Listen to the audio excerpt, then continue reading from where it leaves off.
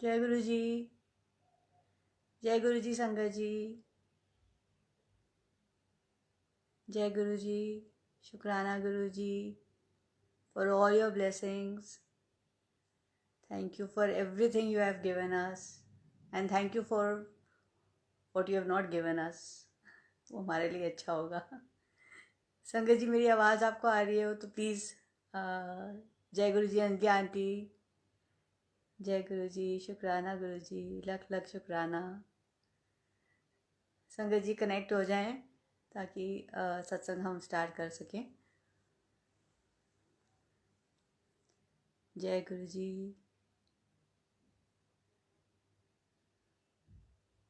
जय गुरु जी। शुक्राना गुरु जी। शुक्राना मालिक, सब को सुखी रखना, सबको ब्लेस करना, और जिसकी जो भी प्रॉब्लम है उन सबको आपका ही सहारा है। जय गुरु जी। रिम्पल आंटी। जय गुरु जी।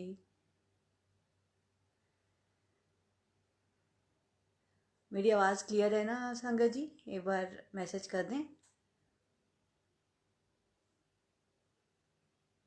जी, ओके। चलिए, जब तक संगत जी कनेक्ट होते हैं हम मंत्र जाप कर लेते हैं।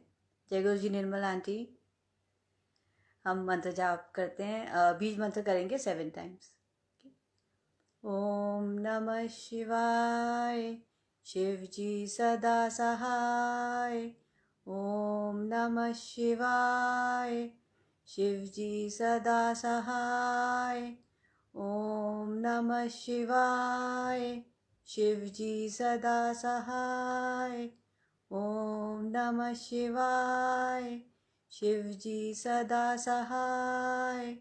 ओम नमः शिवाय। शिव जी सदा सहाय। ओम नमः शिवाय। शिव जी सदा सहाय। ओम नमः शिवाय। शिव जी सदा सहाय। जय गुरु जी। शुक्राना गुरु जी। धन धन गुरु जी। वाह वाह गुरु जी। मेरा नाम शीतल आंटी है और अभी कनेक्ट सारी सारी संगत को जय गुरु जी। गुरु जी के चरणों में कोटि कोटि प्रणाम। और आई एम सो थैंकफुल, लख लख शुक्राना गुरु जी का कि मेरे को फिर से लाइव आने का मौका दिया। सबसे पहले तो मैं आप सबका गुरु जी का तहे दिल से शुक्राना कि आप सबने मेरे को इतना प्यार दिया, इतने अच्छे मेरे पास प्यार भरे मैसेजेस आए। मेरे जो पिछले सत्संग के का जो रिव्यूज़ था वो आई एम वेरी हैप्पी कि मेरे जो सत्संग मैंने आपके साथ शेयर करे उसमें काफ़ी सारी संगत जी को उनके आंसर्स मिले। And I am thankful for all the messages I got. और आज भी गुरु जी से मेरी यही हाथ जोड़ के मालिक से प्रार्थना है कि मेरे मुंह से जो भी निकले वो सबके भले के लिए हो। मेरी किसी भी बात से किसी को भी अगर बुरा लगे या मेरी कोई बात अच्छी ना लगे तो मैं पहले से माफ़ी चाहती हूँ। पर मालिक मेरे मुंह से वो ही निकले जो सबके लिए अच्छा हो। आई सारी संगत जी को जय गुरु जी। जो भी अभी कनेक्ट हुए हैं उनको जय गुरु जी। 7 नवंबर को मेरा फर्स्ट सत्संग था और गुरु जी की कृपा से आप सबकी बेस्ट विशेस के साथ वो अच्छे से हो गया था। जब अंजलि आंटी से मेरा रात को जब बात हुई 6 को तो उन्होंने कहा तैयार हो। मैं कहा मेरे पेट में बटरफ्लाइज उड़ रही हैं, क्योंकि एक ना जब आप कुछ नया करते हो तो आपको एक एंग्जाइटी रहती है, बट जब आप छोड़ देते हो ना गुरु जी पर कि मालिक बैठे हैं वो अपने आप करवा देंगे, तो अपने आप लाइव सत्संग अपने आप फ्लो में चलता है। और आपके मुंह से आप बेशक जो मर्जी सोच लो कि मैंने ये बोलूँगी, मैं वो बोलूँगी, मैं ऐसा करूँगी, मैं वैसा करूँगी, नहीं, ऐसा कुछ भी नहीं होता। निकलेगा आपके मुंह से वही जो मालिक चाहते। तो आज होप आई होप मेरे मुंह से भी वही निकले जो गुरु जी मेरे से बुलवाना चाहते हो। 7th को जब लाइव सत्संग मेरा हुआ था। उसके बाद जब मेरे पास मैसेजेस आने लगे कि आंटी आपका जो सत्संग था उससे हमारे को मैसेजेस मिले, हमारे क्वेश्चंस के आंसर्स मिले। तो मैं काफ़ी देर तक ये सोचती रही कि अ, मतलब आप जितना मर्जी कोशिश कर लो, पर जब तक गुरुजी नहीं चाहेंगे तब तक आप कुछ भी नहीं कर सकते। ना आप किसी की हेल्प कर सकते हो, ना आप किसी से कोई हेल्प ले सकते हो। जिसके जो जैसे करवाना है वो मालिक अपने आप करवाते हैं। तो जब मेरा सत्संग हुआ उसके बाद मतलब मैं ये बताना चाहती हूँ कि गुरुजी आपकी परीक्षा कैसे लेते हैं। मेरी भी परीक्षा ली गई और मुझे वो चीज़ बाद में रियलाइज़ हुई कि जब देवेंद्र अंकल जब मेरा जो सत्संग था वो यूट्यूब पे डाल रहे थे तो मेरे वीडियोस 2 बने थे। तो फर्स्ट वाला वीडियो वहाँ पे शेयर हो गया और गलती से फर्स्ट वाला समझ के उन्होंने सेकंड वाला जो वीडियो था वो डिलीट हो गया। अब हम सब ये सोचते थे कि क्योंकि मेरे पास मैसेजेस आने लगे थे, कम से कम गुरु जी की कृपा से 700-800 मैसेजेस मेरे पास थे कि आंटी आपका जो वो सत्संग था वो हमारे को वापस से सुनना है और आप प्लीज़ उसको अपलोड करिए। तो मेरा आंसर ये था कि हम ट्राई करें उसको वापस से अपलोड करने का। तो मालिक की इच्छा हुई तो वो वापस से अपलोड हो जाएगा। अ, मेरे को एक इमोशनल अटैचमेंट भी थी क्योंकि मेरे लाइफ का वो फर्स्ट सत्संग था। एक मेरे लिए वो बहुत इम्पोर्टेंट था, नॉट बिकॉज मैंने उसमें क्या बोला बट एक जो हिच मेरे अंदर हमेशा थी लाइव कैमरा के सामने आने की, वो गुरुजी ने मेरी दूर करी। तो 3 दिन तक संगत जी मैंने बहुत ट्राई किया। आईटी के एक भैया हैं, अंकल हैं जसपाल अंकल, उन्होंने मेरी बहुत हेल्प करी और हमने हर तरह से कोशिश कर ली कि वो मेरी जो वीडियो है वो अपलोड हो सके, बट वो नहीं हो पा रही थी। मेरे अंकल ने भी मेरी हेल्प की, उनके वीडियो मोबाइल से वीडियो खींच के हमने ट्राई किया, बट वो फाइल इतनी हैवी थी कि वो अपलोड नहीं हो पा रही थी। अब धीरे धीरे मुझे समझ में आने लगा कि शायद गुरुजी मेरा टेस्ट ले रहे हैं कि मैं सच में वो करना चाहती थी, मेरे दिल से वो करना चाहती थी। जो लाइव सत्संग की एक जो मेरे अंदर जैसे एग्ज़ाम से पहले जो पेट में हमारे वो बटरफ्लाई से उड़ी होती है, वो वाली फीलिंग मेरे अंदर बहुत ज़्यादा थी। तो मैं गुरुजी को बोल रही, मैं कहा गुरुजी देखो, मेरे को एक आंटी ने बोला भी कि तू बखान करती है, तू अपने ब्लेसिंग्स की बखान करती है। तो मैंने गुरुजी को कहा, मैं कहा गुरुजी मैं अपने आप को जितना जानती हूँ, मैं किसी चीज़ का बखान नहीं करती। हाँ, आपका मैंने ज़रूर गुणगान किया है, आपने जो मुझे ब्लेसिंग्स दी हैं उसका मैं ज़रूर गुणगान किया है। तो अब आपकी वीडियो है, आपका ही मैंने सत्संग शेयर किया है, तो अब आप जानो, इसको आपने जैसे मर्जी इसको अपलोड कराओ, मेरे को नहीं पता, अब आपके हाथ में है।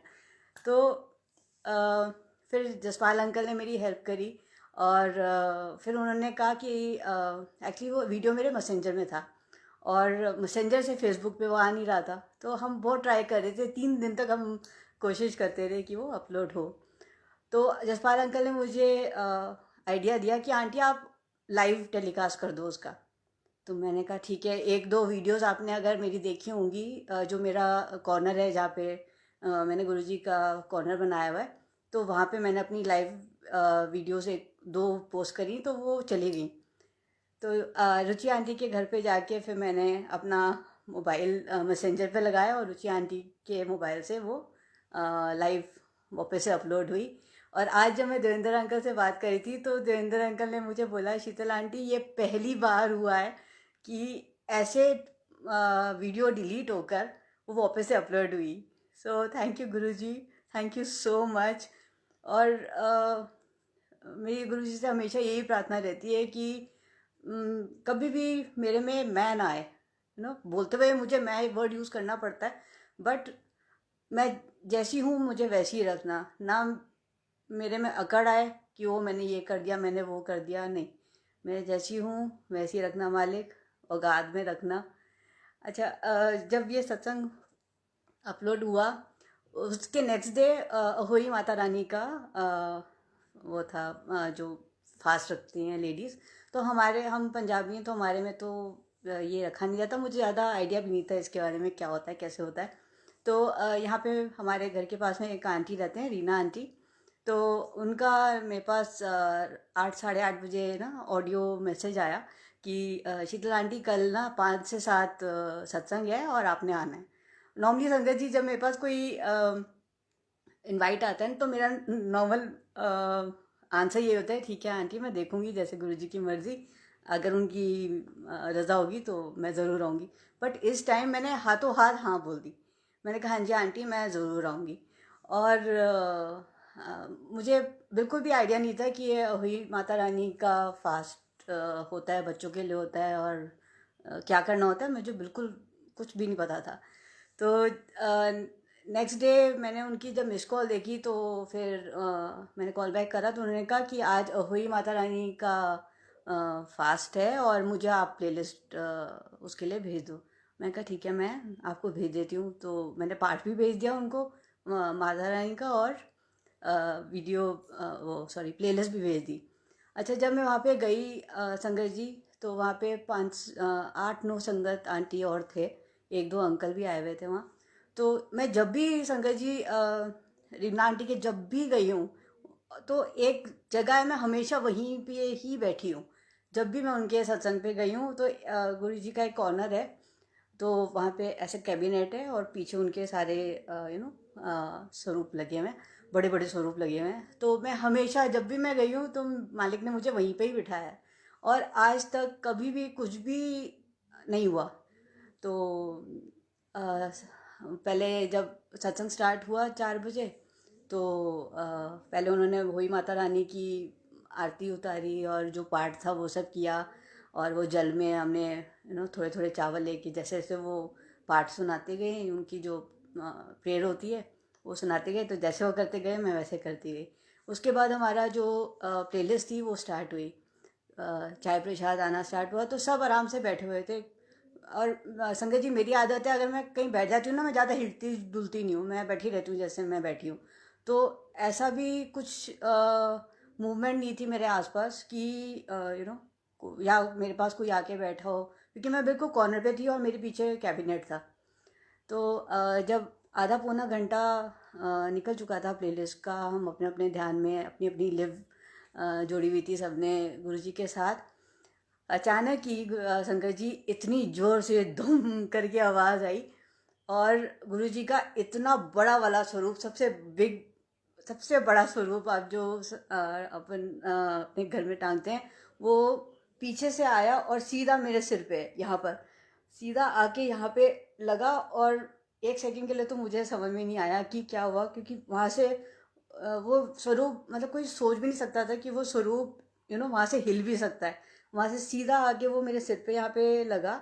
और मतलब मेरे को इतनी कॉन्शियस थी कि मैंने वो फ्रेम पकड़ लिया, तो जब तक वो नीचे टच हुआ, तो वो उसकी लैंडिंग प्रॉपरली हुई कि वो उसका जो कांच था वो टूटा नहीं। और संजय जी, पहले वो फ्रेम मेरे यहाँ पर लगा। उसके बाद जब वो स्वरूप मैंने नीचे खड़ा किया, पीछे पीछे उनका जितना भी जल प्रसाद था पूरा मेरे सिर पे यहाँ पे गिरना स्टार्ट हुआ, और यहाँ से मतलब पूरा जल प्रसाद मेरे ऊपर। Oh God, I just can't tell you, अभी भी मेरे रोंगटे खड़े हो रहे हैं, गूज़बम्स आ रहे हैं मेरे को। सारा जल प्रसाद संगत जी मेरे ऊपर, मेरी चुन्नी, मेरा सूट सब गीला। और मतलब सब जो वहाँ पे संगत थी, उन्होंने देखा कि एकदम से गुरुजी का स्वरूप इतना बड़ा वाला मेरे सिर पे आके गिरा। और सब मेरे को कह रहे थे तू ठीक है, मैंने कहा हाँ बस। मैं ऑब्वियसली मेरा रोना तो निकल ही गया था, क्योंकि काफ़ी ज़ोर से लगा था। बट जब वो जल प्रसाद गिरा ना गुरु जी का मेरे ऊपर, मुझे ऐसे, मैं ना काफ़ी बार बोलती थी, मैं सुनती हूँ ये अमृत वर्षा होती है, अमृत वर्षा होती है, अमृत वर्षा कैसे होती है। इस बार तो पूरा अमृत वर्षा तो नहीं लाई दिया। मेरी पूरी चुन्नी, मेरा पूरा सूट, मतलब पूरे मेरे बाल बाल सब गीले, और पूरे जल प्रसाद में भरे हुए। और जो वहाँ पे आंटी वगैरह सब भाग कर आए, स्वरूप वगैरह उठाया, तो रीना आंटी कह रही शीतल आंटी आप पे तो अमृत वर्षा हो गई, पूरा जल प्रसाद आपके ऊपर गिर गया है, पूरा लोटा। अच्छा, उसके बाद खैर मेरा रोना नेचुरली निकला। बहुत रेयरली होता है कि मेरा रोना निकले, बट उसके बाद मैं 2 घंटे मेरा रोना रुका ही नहीं संगत जी।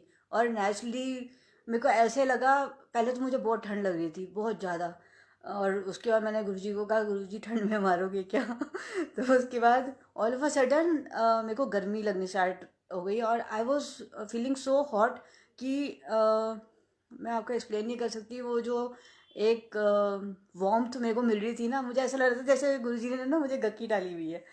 और उसके बाद मेरे आसपास जो थोड़ा बहुत जल पेशाब था वो मैंने अपनी चुन्नी से साफ़ करा। और मतलब वहाँ पे जो आंटीज़ बैठे हुए थे, जब भी मेरी उनसे नज़र मिलती वो मेरे को इशारे में कहते ठीक है ना? तो मैंने कहा हाँ जी ठीक हूँ।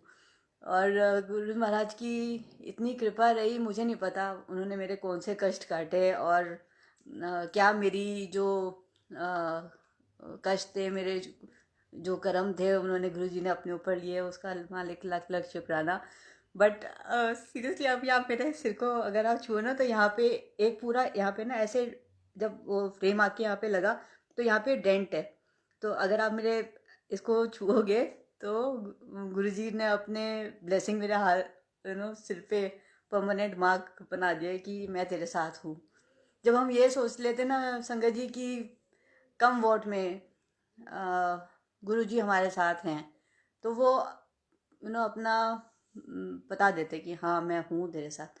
बस हमारे को ज़रूरत है अपना विश्वास पक्का करने की, और हमारे को ज़रूरत है उन पे पूरा संपूर्ण सरेंडर करने की। वो हम कर नहीं पाते, क्योंकि फिर हम अपना दिमाग दौड़ाना लग जाते हैं, अरे ये ना हो जाए। जब हम इफ्स एंड बट्स में फंस जाते हैं ना, तो बस फिर वो फंसे ही रह जाते हैं।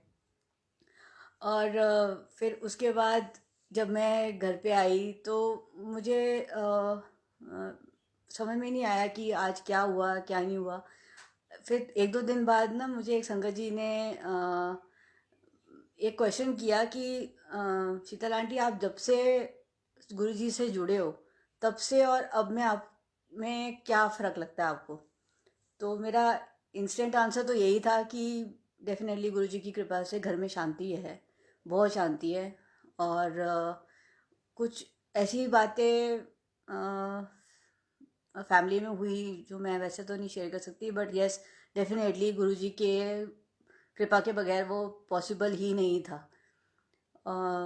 और जब गुरु जी की कृपा होती है तो उस वक्त हमारे को पता नहीं चलता, क्योंकि जब वो नींबू की तरह निचोड़ रहे होते हैं ना, और नींबू क्या अच्छे से उसका छिलका भी निचोड़ते हैं, और गुरु जी के जो इम्तिहान हैं वो इतने सख्त होते हैं, इम्तिहान देने वाले भी वही हैं और पास करने वाले भी गुरु जी ही हैं। तो इसलिए किसी भी सर्कमस्टांस में गुरु जी को मत छोड़ना संगत जी। आपका हर चीज़ में टेस्ट लिया जाएगा। वो देखेंगे कि आपका उनके ऊपर कितना विश्वास है। और आप अगर डगमगा गए, लोगों की बातों में आ गए, गुरु जी को छोड़ के कुछ और आपने अपना लिया, तो फिर वो फिर आपकी ही चॉइस होगी। बट मेरा तो ये मानना है कि जब तक हम अ, एक के ऊपर विश्वास पक्का रखते हैं तो वो हमेशा सफल रहता है। कल एक आंटी का मेरे पास फ़ोन आया, और and I am very very happy कि उन्होंने मेरे को सही गाइड किया। इनफैक्ट संगत जी, अगर हमारे को कुछ गाइड करता है ना, तो हमारे को उसको पॉजिटिवली लेना चाहिए। मेरे साथ भी बहुत बार हुआ। एक बार मैं एक संगत आंटी है, उनके घर पे कड़ा प्रसाद बना रही थी, तो मैंने ना सिर पे दुपट्टा नहीं लिया हुआ था, सिर नहीं ढका हुआ था। तो वहाँ पे एक सेवादार अंकल ने कहा, आंटी अपना सिर ढकिए क्योंकि आप सेवा कर रहे हैं। तो मैंने कहा नहीं, अच्छा हुआ आपने बता दिया, कई बार चीज़ें नहीं ध्यान रहती। But it depends on you how you take it, है ना। अगर आप किसी और आंटी को बोलो कि आंटी आप सेवा कर रहे हैं, प्लीज़ आप सर ढक लीजिए, और वो बोल दें आई नो, तो उसके बाद फिर आप 2 बार सोचोगे कि ये आप उनको सजेस्ट करो या ना करो। बट अगर आपको कोई कुछ सजेस्ट करे, हमने भी सीखा है, तो अगर एक दूसरे से कुछ सीखने में कुछ अच्छा सीखा जाता है, तो आई डोंट थिंक उसमें कोई किसी को बुरा मानना चाहिए, या किसी को ईगो बीच में लानी चाहिए, वो इसने मुझे कैसे बोल दिया। कल एक आंटी ने मेरे को फ़ोन करा और उन्होंने मुझे बड़ी अच्छी बात बोली। हमारी जब भी किसी सत्संग में जाते हैं ना, मेरी भी आदत थी और मैंने कल वो ठीक करी, अपने आप को ठीक किया मैंने। मेरी भी आदत थी कि जैसे टॉफ़ी प्रसाद आया या वो ड्राई फ्रूट प्रसाद वहाँ पे बांटा जाता है, तो हम थोड़ा सा रख लेते हैं कि हमारी फैमिली वालों को भी ब्लेसिंग मिल जाएगी, तो थोड़ा सा रख लेते हैं, है ना। हम अपनी चुन्नी में बांध लेते हैं या टिश्यू पेपर में फोल्ड करके अपने पर्स में चुपचाप रख लेते हैं। बट आप ये सोचते हो कि आपको किसी ने नहीं देखा, बट गुरुजी तो देख रहे हैं, उनको तो सब पता है, वो तो जानी जहान है। उनको सब पता है कि आपने कितना खाया और कितना रखा। तो रीना आंटी ने मेरे को कहा कि शीतल आंटी, मैंने एक दो बार आपको नोटिस किया है कि जब भी आप सत्संग में आते हो, तो आप अपने लंगर में से या तो कड़ा प्रसाद थोड़ा सा रख लेते हो कि चल घर जाके बेटी को खिला दूंगी, बच्चों को खिला दूंगी, उनको भी ब्लेसिंग मिल जाएगी। तो कह रही है आंटी आप ये मत करा करो, क्योंकि जब आप पूरा प्रसाद सत्संग में बैठ के खाते हो, तो वो आपका पूरा प्रसाद खाया हुआ आपकी फैमिली को लगता है। मालिक ने चाहा तो आपके फैमिली वालों को बाद में ब्लेसिंग्स मिल जाएंगे, उनके लिए कुछ ना कुछ अरेंज हो जाएगा, बट आपके थाली में जो आया है वो आपने ख़त्म करना है। तो कल जब एक सत्संग में मैं गई थी, तो वहाँ पे मेरे को दो टॉफ़ी प्रसाद मिली, वो दोनों मैं खा गई। और जितना भी मेरे को लंगर में आया था वो मैंने सारा फिनिश किया। और निकलते निकलते आंटी ने मुझे कहा कि आंटी थोड़ा सा लंगर लेते जाओ और बच्चों को खिला देना। तो तब मुझे वो चीज़ रियलाइज़ हुई कि नहीं, अगर जो ब्लेसिंग गुरुजी ने आपके फैमिली के लिए भिजवानी है ना, वो अपने आप ही अरेंज हो जाती है। तो ये चीज़ मैंने अपने आप को सिखाई कि नहीं, मैं आज के बाद कभी भी किसी से कुछ मांगूंगी नहीं। अगर मालिक ने कुछ देना होगा फैमिली के लिए या बच्चों के लिए, तो वो अपने आप ही अरेंज हो जाता है, आपको बोलने की भी ज़रूरत नहीं पड़ेगी। और दूसरा, जब हम सत्संग करते हैं, ये चीज़ मेरे दो तीन बार माइंड में आई थी कि जब अंजी आंटी से बात हुई थी कि आज सत्संग करने का, तो मेरे माइंड में दो तीन बार ये बात आई। फिर मैंने, जब भी मैं कंफ्यूजन में होती हूँ ना संगत जी, तो मैं हमेशा गुरु जी के स्वरूप के आगे ना मैंने दो चिट्स रखी हुई हैं, येस और नो की। तो जब भी मेरे माइंड में कोई क्वेश्चन होता है और उसका मुझे आंसर नहीं मिल रहा होता, तो मैं गुरु जी के वहाँ पे वो पर्ची ऐसे मिक्स करके, और जो फर्स्ट पर्ची का आंसर होता है वो मेरा आंसर होता है। मैं कभी भी दूसरी पर्ची नहीं उठाती, क्योंकि दूसरी पर्ची का उठाना का मतलब है कि मैं वो एक्सपेक्ट कर रही हूँ जो आंसर मुझे चाहिए। तो येस तो येस, नो तो नो। ठीक है। तो मैंने गुरुजी को पूछा कि गुरुजी, मैं मेरे माइंड में आप बार बार ये थॉट डाल रहे हो, और कई बार जो हम बोलते हैं वो हर संगत अपने तरीके से उस चीज़ को लेती है। कई संगत वो पॉजिटिवली उसको लेते हैं, कई संगत को लगता है कि वो ये तो हमारे लिए बोल रही है। बट मेरा ऐसा किसी किसी के लिए भी कोई मनसा नहीं है। बट हाँ, जो मैंने अपने आप को सिखाया, जो मैंने नोटिस किया, और जैसे मेरी गुरुजी की कृपा से वर्ल्ड वाइड संगत से बात होती है, और ये चीज़ ना कॉमन मैंने नोटिस करी। ये एक बात सबने ही बोली कि जैसे हम संगत जी, बेशक आप आधे घंटे का सत्संग कर रहे हो, एक घंटे का कर रहे हो, डेढ़ घंटे का कर रहे हो, या दो घंटे का कर रहे हो, वो it is up to you कि आपने अपने घर पे कितनी देर का सत्संग रखा है। बट जितनी देर का भी आप सत्संग रखो संगत जी, उसमें please follow the full discipline. ये नहीं कि आपस में बातें कर रहे हैं, या वहाँ पे प्लेलिस्ट चली हुई है और आप किचन में सेवादारों की आवाज़ें आ रही हैं, या जो संगत बैठी है वो आपस में बात कर रही है। वो नहीं होना चाहिए। अगर आप एक घंटे का भी सत्संग कर रहे हो, तो जो सत्संग प्लेलिस्ट के स्टार्ट होने के बाद और एंड तक, वो जो डिसिप्लिन हम दो घंटे के उसमें करते हैं जब सारी संगत आती है, वही डिसिप्लिन प्लीज़ आप उसमें भी रखें। और जो प्रोसीजर होता है, पहले चाय प्रसाद का भोग लगाया जाता है, फिर लंगर सॉरी कड़ा प्रसाद का लगाया जाता है, फिर जो आपने चाय प्रसाद में रखा है या लंगर में रखा है उसका आप भोग लगाएं। तो जो जैसे होता है ना उसको प्लीज़ उसी तरह फॉलो करें, क्योंकि जब डिसिप्लिन नहीं होगा तो फिर वो सत्संग करने का कोई मायने नहीं रखता। अगर आप बातें कर रहे हैं या हंस रहे हैं, गा रहे हैं, क्योंकि गुरुजी वहाँ पे गद्दी पे विराजमान है। ये चीज़ मेरे से भी होती है गलती कि कई बार मैं भी बीच में बोल पड़ती हूँ, पर फिर नहीं, जहाँ पे हम गलत हैं वहाँ पे तो हम अपने आप को करेक्ट कर ही सकते हैं ना। तो जैसे एक सत्संग में मैं गई थी, तो वहाँ पे एंट्रेंस में ही अभी मैं अंदर ही घुसी थी, तो वो आंटी ने मुझे कहा कि शीतल आंटी, मेरा ना सत्संग करने का अपना ही तरीका है। तो मैंने कहा अच्छा। तो कह रहे आप ना बैठ जाइए। मैंने कहा ठीक है, बैठ जाते जी। तो मैं बैठ गई।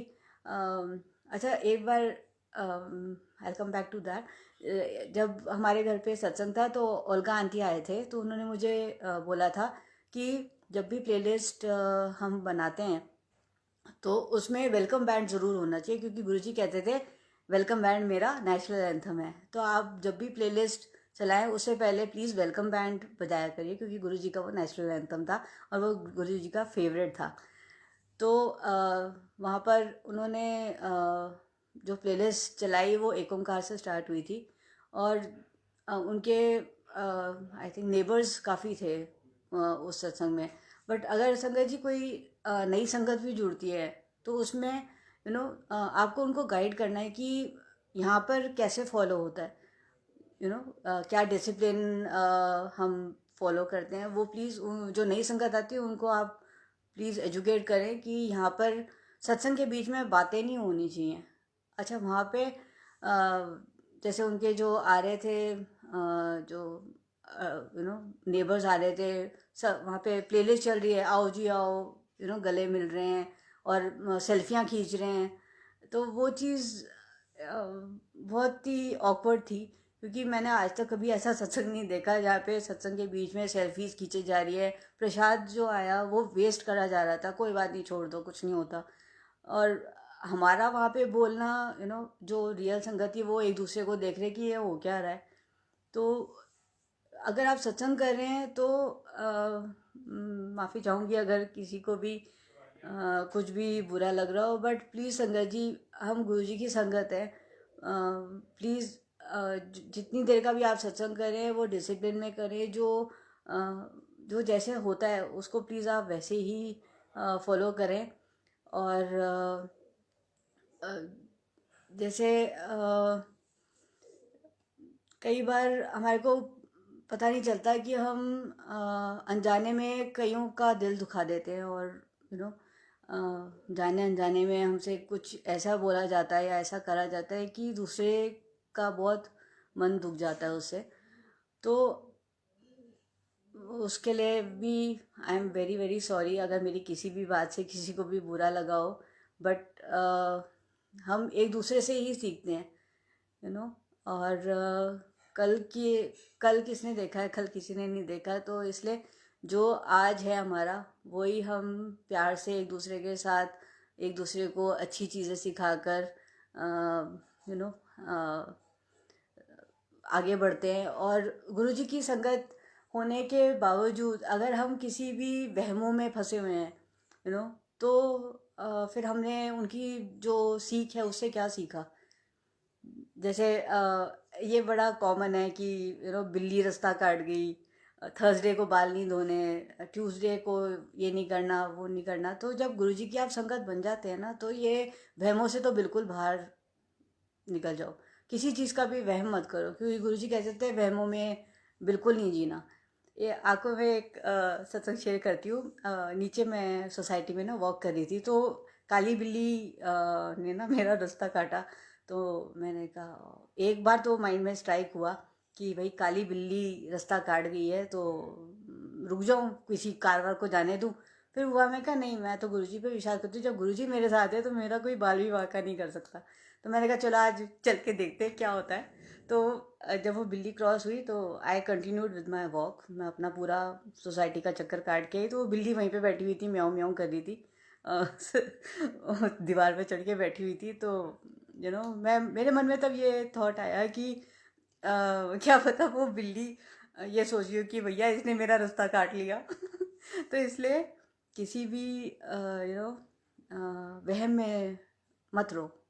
किसी भी चीज़ का कोई भी वहम हो उससे आप फ्री हो जाओ, क्योंकि जब मालिक हमारे सिर पे बैठे तो हमारे को किसी भी चीज़ की से कोई कुछ भी डरने की कोई ज़रूरत नहीं है। और लंगर आप जब भी जाए किसी भी सत्संग में तो पूरा खाएं, उसको बिल्कुल भी ना छोड़ें। बिल्कुल सफ़ा चट कर दो, पता नहीं कौन सी कन में कौन सी ब्लेसिंग आपकी हो।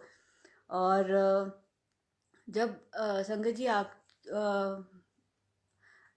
अगर आपके लाइफ में, वैसे तो सबकी लाइफ में होते हैं, कोई ना कोई ऐसा ज़रूर होगा जो आपको आपकी निंदा करेगा। और वो मेरी भी बहुत हुई, मेरे भी बहुत निंदक रहे हैं अभी भी। और इनफैक्ट मैं तो पहले जब गुरुजी के साथ जुड़ी थी तो मुझे इतना समझ में नहीं आता था कि मैंने तो किसी का बुरा नहीं किया, या मैंने तो कभी किसी को दुख नहीं पहुंचाया, या मेरा इससे कुछ एनिमिटी नहीं है, तब भी ये सब क्यों। बट गुरुजी आपके कर्म कटवाते हैं आपकी निंदा करवा के। तो जो आपके निंदक हैं उनको शत शत प्रणाम करो, उनको तो थैंक यू बोलो कि उन्होंने आपकी निंदा करके आपके बुरे कर्म कटवा दिए। और जो आपको लाइक करते हैं या जो आपको नहीं लाइक करते, उससे आपको बिल्कुल भी फ़र्क नहीं पड़ना चाहिए, क्योंकि ये चीज़ मैं अपने पर्सनल एक्सपीरियंस से बोल रही हूँ। क्योंकि कई बार जब आप चीज़ों को जनरलाइज करते हो तो आपको समझ में नहीं आता कि ये मेरे साथ क्यों हो रहा है ऐसा। But when you look back, जब आप पीछे मुड़ के देखोगे तो आपको लगता है कि नहीं, चलो जो हुआ अच्छे के लिए ही हुआ, और जो होगा वो भी अच्छे के लिए ही होगा। तो जो भी आप जो बात करें उनको जय गुरु जी, जो आपसे ना बात करें उनको भी जय गुरु जी। मेरे को कल एक आंटी ने बोला कि आंटी आप उन सबको प्यार भेजो।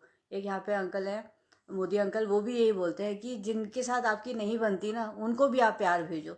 जब आप अपनी तरफ से सबको माफ़ कर देते हो, उनसे माफ़ी मांग लेते हो दिल से, दिल सच्चे दिल से, जब आप गुरुजी के सामने अपनी गलतियों के लिए माफ़ी करते हो जो आपसे जाने अनजाने में हुई हैं, तो what you give it comes back to you. ये मेरे साथ हुआ है, पर्सनल एक्सपीरियंस है कि एक टाइम पे मेरी इतनी निंदा हुई, इतनी निंदा हुई, 3-4 महीने में रोती पिटती रही। और मेरे फादर इन लॉ, मेरे हस्बैंड, सब मेरे को चुप कराते रहते थे, कोई बात नहीं, होता है होता है। बट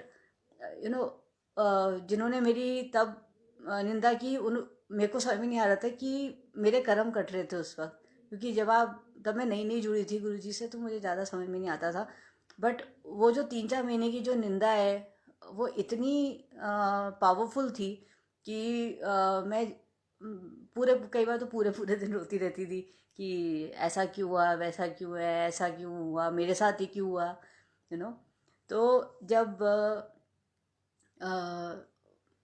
गुरुजी की टाइमिंग, गुरुजी के अकॉर्डिंग ही चलने दो। हम अपना दिमाग लगा लगा दौड़ाते रहते हैं कि ये ऐसे हो जाए, वैसे हो जाए, ये अभी क्यों नहीं हुआ, वो तब क्यों हो जाएगा, या कब होगा। तो गुरुजी की जो टाइमिंग है वो उनके हाथ ही रहने दो। और गुरुजी की ब्लेसिंग से जो संगत मेरी इतनी निंदा करती थी, आज वो सब मेरे साथ है। और हम जब भी मिलते हैं से परिवार की तरह, गुरु परिवार की तरह हम सब इकट्ठे होते हैं, हम सब इकट्ठे सेवा करते हैं। और मैं बस आप सबसे यही बोलना चाहती हूँ कि किसी भी तरह की ग्लानि किसी के लिए भी मत रखो। टाइम लगता है, अभी भी कुछ ऐसी बातें हैं जो मेरे माइंड में चलती रहती हैं कि ये पता नहीं कब सॉल्व होगा, इसका कब सॉल्यूशन निकलेगा। बट मेरे को एक आंटी ने कहा गुरुजी पे छोड़ दो, तो मैं कहा चलो। मेरे फादर इन लॉ ने बड़ी अच्छी बात बोली कि ये जो आज तुम्हारे साथ है कल तुम्हारे साथ नहीं थे ना। मैं कहा हाँ जी, नहीं पापा। तो कह रहे बस जो आज तुम्हारे साथ नहीं है वो कल तुम्हारे साथ होंगे। तो वो चीज़ मैं अपने गांठ बांध के रखती हूँ। कि गुरुजी सब देख रहे हैं, कौन किसके साथ क्या कर रहा है, आप दूसरों के साथ क्या कर रहे हो, दूसरे आपके साथ क्या कर रहे हैं। आपने कभी नोटिस करा होगा कि कई बार कई अनजान लोग भी हमारे को इतनी अच्छी अच्छी सीख दे जाते हैं कि हम रियलाइज़ करते हैं अरे हाँ, ये तो बड़ा सिंपल चीज़ थी और हमने इतना कॉम्प्लिकेटेड बनाया हुआ था। तो एक दूसरे से सीखने में कोई हर्ज नहीं है, उसमें किसी को भी गुस्सा नहीं होना चाहिए। और जब हम मिल बांट के प्यार से सेवा करते हैं, कल मैं एक सत्संग पे गई हुई थी, तो वहाँ पे ना देखो, मैं अपनी पर्सनल एक्सपीरियंस आपके साथ शेयर करती हूँ। मेरे को गुरुजी ने सिखाया कि जो चीज़ मेरे साथ गलत हुई थी वही मैं किसी और के साथ कर रही थी। एक आंटी है वहाँ पे, हमेशा कड़ा प्रसाद की सेवा मेरे को मिलती थी, प्लेलिस्ट की सेवा भी टचवुड गुरुजी की कृपा से मिली हुई है। और पहले मैं उनका दरबार भी सेट करती थी सारा, बट उन्होंने गद्दी लगा ली, तो फिर मैंने कहा अब आपने गद्दी लगा ली तो आप ही करा करिए। तो एक ना मेरे माइंड में वो रहता था कि नहीं, मुझे सेवा करनी जाना है। मैं भागते दौड़ते अपने घर का सारा काम करके भागते दौड़ते उनके घर हमेशा गई हूँ, आगे भी जाती रहूँगी जब तक मालिक ले जाएंगे। तो एक मेरे माइंड में ना वो चीज़ बैठ गई थी कि मैंने करना है, मैंने करना है।